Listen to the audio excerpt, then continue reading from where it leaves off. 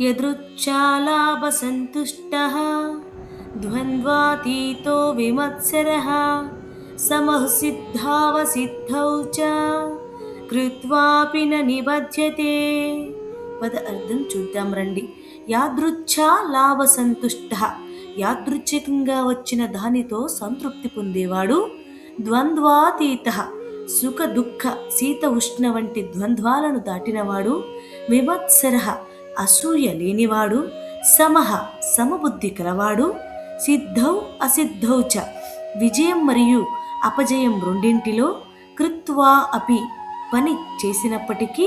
న నిబధ్యతి, కర్మబంధనానికి లోనుకాడు. ఇప్పుడు తాత్పర్యం చూద్దాం రండి. కృష్ణుడు చెప్తున్నాడు, అర్జున విను.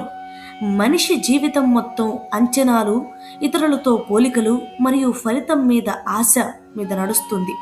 కానీ నిజమైన యోగి ఎవరంటే, ఏది తనకు దొరికితే దానిని ఇది సరిపోతుంది అని హృదయపూర్వకంగా అంగీకరిస్తాడు. వేడిగా ఉన్నా చల్లగా ఉన్నా, సుఖం వచ్చినా కష్టం వచ్చినా అతని మనస్సు మారదు. ఇతరులు ఎదిగితే అసూయపడడు, తన ప్రయాణం మీదే దృష్టి పెడతాడు. విజయం వచ్చినప్పుడు అతను అహంకారం చెందడు, అపజయం వచ్చినప్పుడు విరిగిపడడు. ఇలా సమత్వంతో జీవించేవాడు పని చేస్తూనే ఉన్నా కూడా ఆ పనుల యొక్క బంధనానికి చిక్కడు. ఎందుకంటే అతను ఫలితానికి బానిస కాదు, కర్తవ్యానికి యజమాని.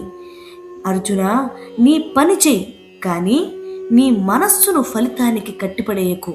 అప్పుడు నువ్వు స్వేచ్ఛగా ఉంటావు అని కృష్ణుడు అర్జునుడికి వివరంగా చెప్తున్నాడు. హరే కృష్ణ.